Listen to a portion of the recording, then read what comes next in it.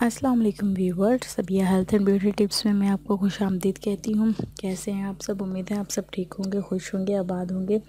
सबसे पहले तो उन लोगों का बहुत बहुत शुक्रिया जिन लोगों ने मेरे चैनल को सब्सक्राइब किया। थैंक यू सो मच, उनका मैं तहे दिल से शुक्रिया अदा करती हूँ। और जिन लोगों ने अब तक मेरे चैनल को सब्सक्राइब नहीं किया तो काइंडली मेरे चैनल को सब्सक्राइब करें और मेरी वीडियोज़ को लाइक करें प्लीज़।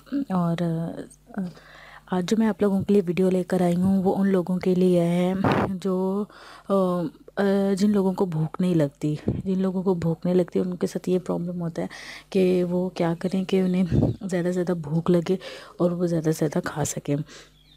तो इसके लिए एक सिंपल सी मैं टिप लेकर आई हूँ आप लोगों के लिए। और उन लोगों के लिए तो बहुत बेस्ट है जिन लोगों को अदरक बहुत पसंद है। ठीक है, अदरक जिन लोगों को पसंद है वो तो इसको इजीली कर लेंगे, लेकिन जिन लोगों को अदरक नहीं पसंद तो वो जिस तरह मैं आपको इस टिप में बताऊंगी, इंशाल्लाह आपको उम्मीद है कि अच्छा लगेगा और आप खाने के साथ इजीली खा सकेंगे उसको। अदरक आपने छोटे साइज़ का ले लेना है, उसके छोटे छोटे से टुकड़े कर लेने हैं, बड़े टुकड़े नहीं करने, छोटे छोटे से टुकड़े करने हैं और उस पर नींबू और नमक छिड़क देना है।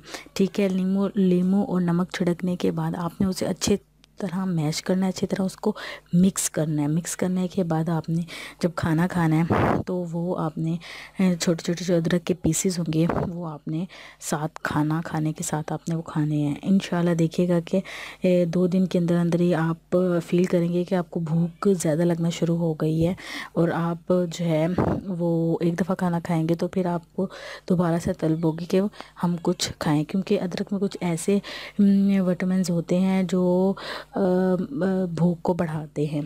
ठीक है, तो आप ज़रूर ये मेरी टिप पे आजमाइएगा, इंशाल्लाह ये बहुत ज़्यादा इफ़ेक्टिव होगी।